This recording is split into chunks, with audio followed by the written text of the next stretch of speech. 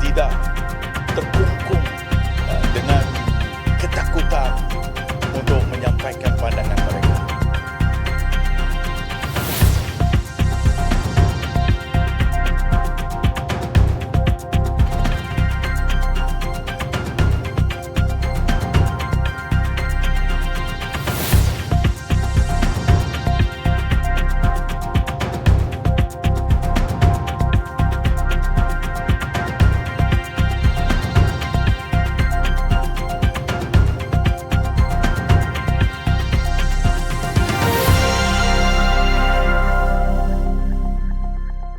Assalamualaikum, salam sejahtera dan salam Malaysia Madani. Okey, kembali lagi pada hari ini kepada podcast Jiwa Siswa, Jiwa Merdeka. Okey, kita menyiarkan secara langsung di lobi Dewan Agung Tuanku Chancellor di UiTM Shah Alam. Okey, sebelum kita memulakan podcast kita pada hari inilah, bak kata orang, tak kenal maka tak cinta. Dengan itu, marilah kita memperkenalkan diri dahululah. Okey, saya boleh dipanggil Bro Radin dari UiTM dan partner saya pada hari ini iaitu, dan saya Bro Zaf daripada UiTM juga. Jadi Radin, hari ini kita nak cerita pasal apa untuk podcast ni? Okey, podcast kita pada hari ini kita ingin membawa tajuk yang sangat menarik, iaitu Rancangan Pendidikan Tinggi Malaysia 2026 sehingga 2035. Okey, jadi untuk topik kita hari ni kan, takkanlah kami dua je nak bercakap kan. Jadi kami menjemputlah satu panel iaitu Profesor Dr. Haji Muhammad Sazli Syahibi selaku Timbalan Net Chancellor Hal Ehwal Pelajar UiTM. Apa khabar Prof? Syukur Alhamdulillah, baik adanya. Prof sihat? Sihat ya, dan bertambah sihat apabila melihat mahasiswa-mahasiswi seluruh negara berkumpul di UiTM di Dewan Agung Tunku Chancellor. Saya begitu teruja. Ya, sangat meriah ramai hari ini. Betul-betul. Okay, saya nak mengucapkanlah ribuan terima kasihlah kepada Prof pada hari ini kerana sudi meluangkan masa dengan dengan kami untuk membincangkan isu rancangan pendidikan tinggi Malaysia pada hari ini. Sama-sama. Terima kasih kembali. Okey. Apa dia? Jadi Prof, yang untuk hari ni kalau sejujurnya saya pun bersyukurlah dapat jumpa, sebab kalau Radin ni setiap hari saya jumpa muka dia kan. Tapi Prof yang ni kira nervous sikit sebab first time kan. First time kita jumpa betul. Jadi kita direzekikan berjumpa pada hari ini, alhamdulillah. Jangan alhamdulillah. Hari ini kan kita seringlah mendengar RPTM, RPTM. Okay, so hari ini kita mengadakan podcast untuk berbincanglah RPTM tu dengan lebih fokus tentang apa itu pembangunan mahasiswa secara holistik. Ya, pembangunan mahasiswa secara holistik merujuk kepada pembangunan mahasiswa yang menyeluruh untuk melahirkan satu graduan yang komplit, yang lengkap, yang boleh menjadi satu modal insan yang berguna kepada negara. Ya, jadi rancangan pendidikan tinggi Malaysia ini cita-citanya untuk memastikan bahawa generasi yang ada pada hari ini dilatih, dididik untuk menjadi generasi yang dapat memberikan sumbangan yang signifikan kepada negara dan bukan hanya kepada negara tapi juga kepada dunia secara keseluruhannya. Ya, sebab kita juga perlu lihat kehidupan kita ini dalam konteks global. Jadi RPTM ini merupakan satu rancangan kerangka kerja untuk menghasilkan student yang juga bersifat global. Jadi holistik itu dia bukan hanya bersifat lengkap dari segi peribadinya, tetapi juga mampu memberikan sumbangan yang bererti dalam konteks lokal dan juga global. Jadi itu satu perkara yang kita nampak kita mahu lahirkan mahasiswa yang holistik dalam kerangka semasa dan masa depan. Jadi Okey. Maksudnya sekarang bukan kita fokus kepada dalam pembelajaran bilik darjah, dalam kelas. So kita nak ke more tu benda yang barulah untuk untuk UiTM lah kan. Sebab RPTM ni dia adalah satu rancangan untuk meningkatkan kualiti mahasiswa ke peringkat global lah kan. Betul tak Prof? betul, kita lihat perkara tersebut penting untuk mahasiswa ada survival mereka pada masa depan ya. Jadi kalau konteks UiTM kita menyambut baik RPTM ini, dan di HCP sebagai contoh kita ada model mahasiswa terbilang. Ya, mahasiswa terbilang ini satu model yang berpaksikan kepada kemanusiaan ya, dan kemanusiaan di mana kita cuba bentuk nilai-nilai kemanusiaan dari segi aspek-aspek nilai murni dalam mahasiswa supaya mahasiswa itu menjadi mahasiswa yang beradab, berbudi, berilmu dan juga mempunyai semangat patriotisme yang tinggi. Dan yang paling penting lagi dalam konteks RPTM saya lihat lonjakan nombor 1 pembelajaran berpaksikan kemanusiaan, bercirikan keusahawanan. Jadi kita memang melihat ciri keusahawanan itu sebagai satu perkara yang penting untuk survival pada masa depan. Dalam konteks UiTM, universiti yang menekankan pemberkasaan Bumiputera, kita melihat agenda keusahawanan merupakan agenda yang paling penting. Dianya akan memberikan refleksi kepada bagaimana Bumiputera dalam negara kita ini menyumbang kepada pembangunan peradaban Malaysia. Ya, UiTM sebagai universiti yang besar mesti beri impak kepada pembinaan peradaban negara kita. Jadi kita di UiTM, HEP khususnya menyambut baik dalam khususnya lonjakan pertama saya lihat pertama lonjakan yang memang kita usahakan dengan serius, di mana kita ada koridor keusahawanan mahasiswa yang memberikan penekanan dan juga pendedahan kepada mahasiswa dengan peluang yang secukupnya supaya ekosistem keusahawanan yang mampan dapat dinikmati oleh pelajar dalam konteks pembelajaran bercirikan kemanusiaan, paksikan kemanusiaan yang bercirikan keusahawanan. Tapi betul lah apa yang Prof cakap tu, bila kita kata RPTM ni dibangunkan untuk bagi student nanti benefit dia boleh survive, supaya tak adalah nanti kita temui masalah yang student ni dah habis belajar tinggi tapi bila keluar tak dapat kerja. So saya rasa bagus lah kan RPTM ni. Betul, bagus. Okey, jadilah Prof kan. RPTM ni ataupun Rancangan Pendidikan Tinggi Malaysia ni, dia menekankan pembangunan mahasiswa secara holistik, secara menyeluruh. Jadi kan, daripada sudut pandangan hal ehwal pelajar ataupun HCP UiTM sendiri, macam mana sebenarnya UiTM ni nak terjemahkan aspirasi RPTM dalam kehidupan kampus mahasiswa dan pembangunan pelajar tersebut? Ya. Jadi dalam konteks UiTM melihat kepada pembangunan mahasiswa secara holistik, dianya memberikan penekanan melalui dasar dan juga garis panduan yang strategik yang boleh membina pelajar-pelajar kepada arah untuk mereka membina karakter, membina keilmuan dalam diri mereka. Jadi dasar dan juga garis panduan kita bangunkan supaya pelajar-pelajar dalam universiti mereka tahu apakah dia peranan dan juga hala tuju kehidupan mereka sebagai warga kampus. Yang kedua, kita melihat juga untuk melahirkan yang mahasiswa yang holistik ialah kita membentuk ekosistem yang menyeluruh, memastikan mahasiswa dapat menikmati kehidupan secara selesa, dari segi aspek kesihatan, dari segi aspek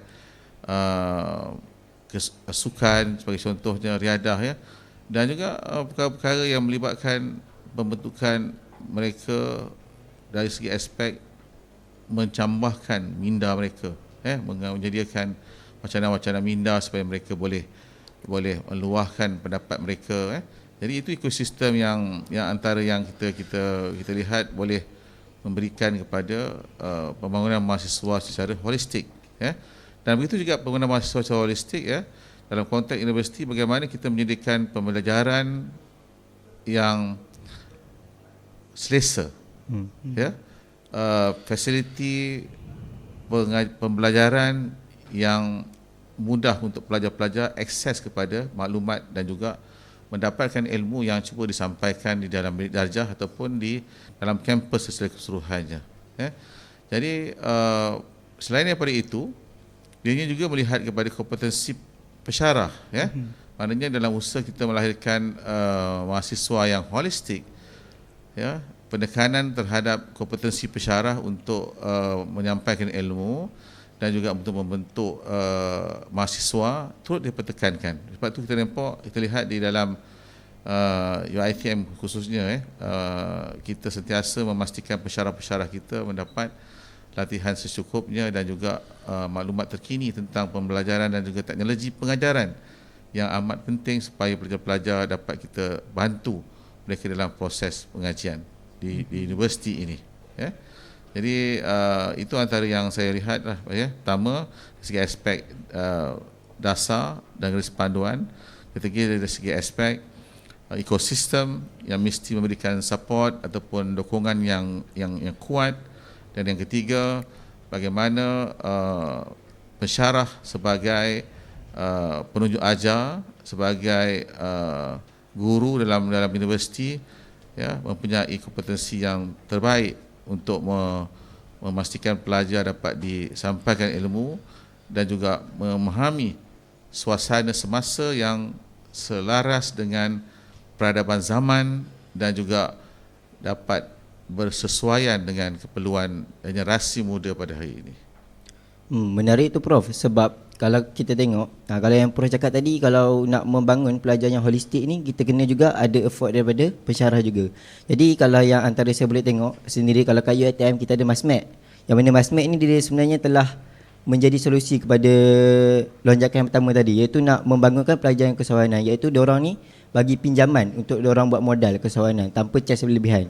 So saya rasa betul lah kan.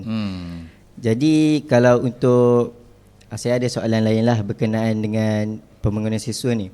Jadi kalau kata student diorang mostly, kalau kita sebagai student, kita akan bangga dengan result. Jadi mostly student dah hanya akan kejar akademik saja. Jadi doktor, selain akademik, adakah suara mahasiswa ni, macam mana suara mahasiswa ni penting dalam pembangunan rangka RPTM ni? Okey, dalam konteks pembangunan RPTM ini, suara mahasiswa adalah suara keramat yang kita dengar. Sebab itu pada hari ini saya nampak dia adakan makmal dan dialog RPTM khusus untuk semua mahasiswa IPTA, IPTS daripada universiti hingga ke politeknik, college community berhimpun dalam satu platform untuk menyatakan respon pandangan mereka terhadap RPTM yang digagaskan oleh kerajaan kita, yang dilancarkan oleh Yang Amat Berhormat Perdana Menteri Datuk Seri Anwar Ibrahim, yang bawa oleh Kementerian Pendidikan Tinggi di bawah pimpinan Yang Berhormat Datuk Seri Raja Zamri Kadir,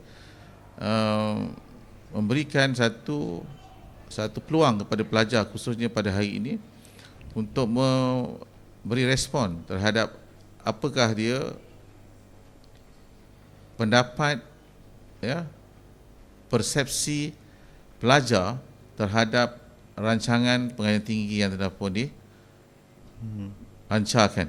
Jadi ini merupakan satu peluang kepada pelajar untuk menyatakan 10 lonjakan yang terkandung dalam RPTM itu bagaimana ianya boleh dilaksanakan, bagaimana ianya boleh disesuaikan dengan keadaan semasa yang bersesuaian daripada perspektif generasi muda pada hari ini. Ya. Dan kadang dasar ataupun apa perancangan ianya penting melihat kepada bagaimana orang yang ingin dibangunkan itu dapat menerima, dapat menghayati falsafah kenapa sesuatu perkara itu dilakukan. Jadi dalam konteks RPTM pada hari ini, ya, mahasiswa di seluruh negara dijemput khas bersama-sama untuk bincang, untuk lahirkan pendapat, untuk maklumkan apakah dia isi hati terhadap 10 perkara tersebut.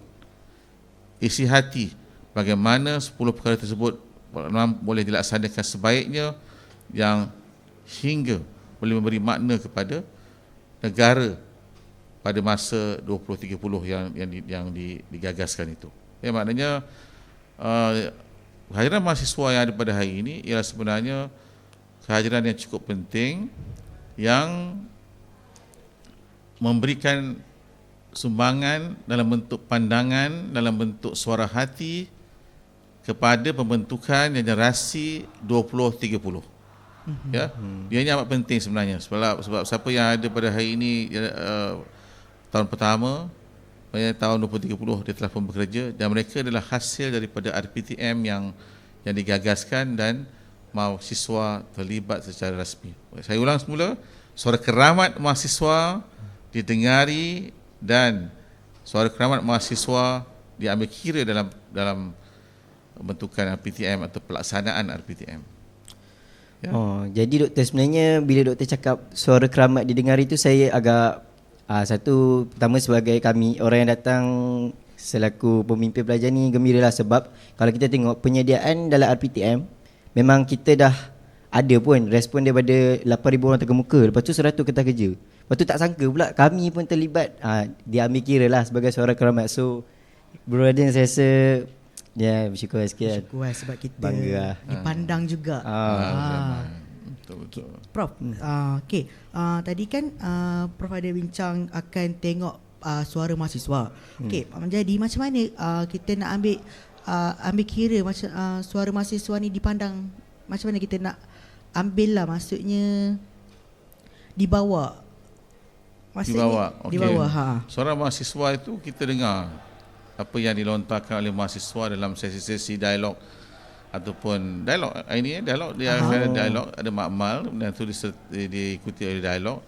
Dialog ini sudah pastinya yang berhormat Menteri Pendidikan Tinggi kita, yang berhormat Datuk Seri Diraja Zamri Kadir akan berhadapan dengan mahasiswa untuk mendengar sebarang pandangan ataupun memberikan jawapan kepada soalan-soalan yang berkaitan dengan RPTM. Ya. Jadi maknanya di sini kita lihat yang berhormat Menteri kita sudi dan sentiasa cakna kepada suara mahasiswa, suara keramat mahasiswa dalam konteks untuk menyediakan satu dasar dan melaksanakan satu dasar supaya ianya serasi. Jadi dalam konteks dialog pada hari ini, salah satu daripada kaedah bagaimana suara mahasiswa itu didengari. Tetapi dalam konteks lain, acara broadcast sebegini juga adalah salah satu daripada medium bagaimana mahasiswa akan disantuni dalam konteks pandangan mereka. Dia ambil kira supaya RPTM ini selaras dengan jiwa mereka apabila ianya dilaksanakan. Jadi town hall dan sebagainya. Dan saya percaya selepas ini setelah pihak kementerian melaksanakan usaha sebegini, dianya juga akan kita lihat di peringkat universiti. Peringkat universiti juga saya percaya akan dilaksanakan supaya mahasiswa memahaminya dan memberi pendapat kepada perusahaan universiti bagaimana RPTM ini dilaksanakan di universiti masing-masing. Saya juga percaya RPTM ini dari segi falsafahnya sama, tetapi dari segi pelaksanaan itu dianya akan melihat kepada suasana universiti tersebut. Suasana. Tapi dalam bagaimanapun falsafah dasar tidak lari. Pelaksanaan itu kita melihat kepada lokaliti, lokaliti dan juga kita melihat kepada populasi, supaya dianya sesuai dengan sebuah universiti. Dalam konteks UiTM saya nak sebut tadi semula, kita sebuah universiti yang perkasakan agenda Bumiputera. Sudah pasti RPTM ini ada kaedah pelaksanaan yang tertentu supaya ianya dapat dicapai dengan sebaiknya sebagaimana dihasratkan. Dan sebab kita melihat kepada kita mahu UiTM berperanan penting untuk memastikan Bumiputera dalam negara kita ini memberikan sumbangan yang bermakna kepada pembinaan peradaban negara kita. Sebab kita mempunyai hampir, kita majoriti penduduk di negara ini adalah Bumiputera, termasuk Sabah dan Sarawak, Melayu dan Bumiputera, mesti ada peranan yang signifikan. Dan oleh yang demikian, generasi muda Bumiputera harus bersedia dilengkapi dengan ilmu, kekuatan yang sebaiknya untuk memberikan sumbangan yang bermakna. Menarik. Jadi UiTM ni adalah satu tempat platform untuk persediaan Bumiputera lah kan Prof? Ya, betul. So kalau UiTM ni macam mana cara UiTM nak menerapkan RPTM ke dalam DNA UiTM itu sendiri? Ya, kita lihat ada 10 lonjakan itu. Saya berpendapat sebahagian besar itu adalah prioriti kita. Prioriti kita dan prioriti kita. Jadi cuma sebagaimana saya sebutkan tadi, hanya bagaimana kita nak menerjemahkan hasrat dasar RPTM itu dalam konteks UiTM, dalam konteks UiTM yang memberikan penekanan kepada kemenjadian dan juga pemberkasaan Bumiputera. Sudah pastinya ada sedikit kelainan, jadi contohnya dari segi lonjakan global, global. Ianya pasti berbeza sebab kita sebuah universiti yang tidak boleh, kita sebuah universiti yang memberikan peluang kepada Bumiputera. Jadi sudah pasti bagaimana Bumiputera itu tidak dilonjakkan ke peringkat global walaupun kita tidak ada pelajar antarabangsa untuk masuk, tetapi kita masih lagi dalam landasan untuk meletakkan mahasiswa kita di peringkat global. Jadi kalau katalah pelajar-pelajar universiti lain, global itu boleh dicapai juga melalui pelajar antarabangsa yang belajar di tempat mereka. Tapi kita, pelajar antarabangsa kita tidak ada, tapi kita akan lihat bagaimana kaedah tertentu, seperti mana student exchange, kita lihat kepada itu, dan kita melihat kepada rancangan program seminar kepimpinan di peringkat antarabangsa. Betul. Program-program dialog keusahawanan di antara peringkat antarabangsa. Jadi nantikan di sini, lonjakan yang berkaitan dengan global itu, walaupun ianya dilihat dari segi aspek ada kekangan sedikit, tetapi kita di UiTM ada dalam penyelesaian untuk menjayakan hasrat tersebut ataupun dasar dan falsafah tersebut dengan cara kita yang tersendiri.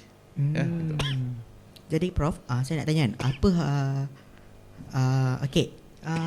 Prof, sebenarnya kan masa telah mencerubui kita lah Prof.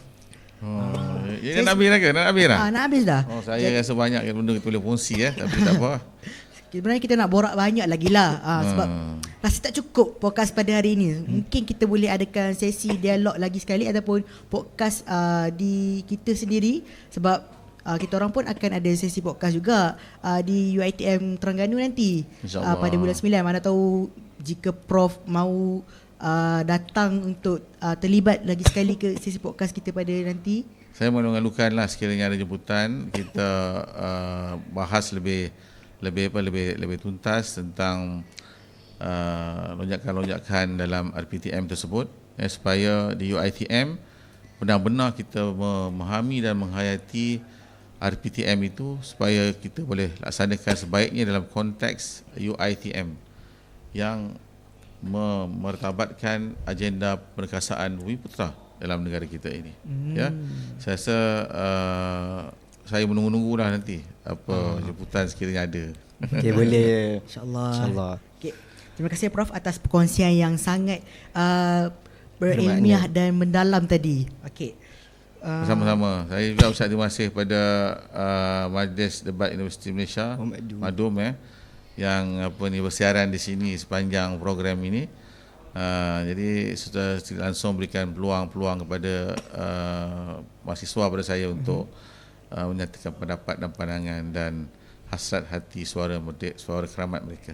Ya, saya juga ucap tahniah kepada dua mahasiswa UiTM Terengganu yang diberi kepercayaan oleh Madum untuk terlibat sebagai facilitator dalam program yang begitu bermakna ini. Tahniah kepada dua semua. Terima Terima kasih kepada Okey. Dr. Prof. Terima kasih juga kepada semua penonton podcast Jiwa Siswa pada hari ini yang bersiaran langsung di lobi Dewan Agung Tuanku Chancellor di UiTM Shah Alam. Okey. Dan juga terima kasih kepada Madum dan YPS atas penyediaan podcast kita pada hari ini. Okey, semua jumpa lagi. Peace ya. Jiwa Siswa, Jiwa Merdeka. Okay.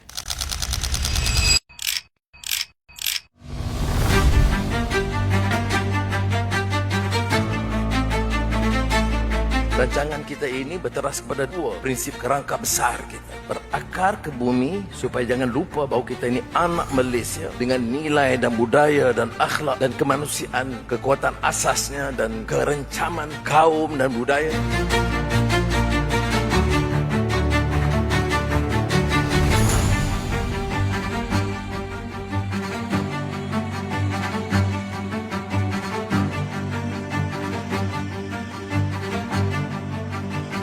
Tidak ada makna kita luncurkan dengan hebat begitu ramai, bagi sambutan begitu baik. Dan saya dengar tadi taklimat demi taklimat luar biasa. Ini memang kelas pertama peringkat antarabangsa. Tapi ingat cabarannya itu pada pelaksanaannya.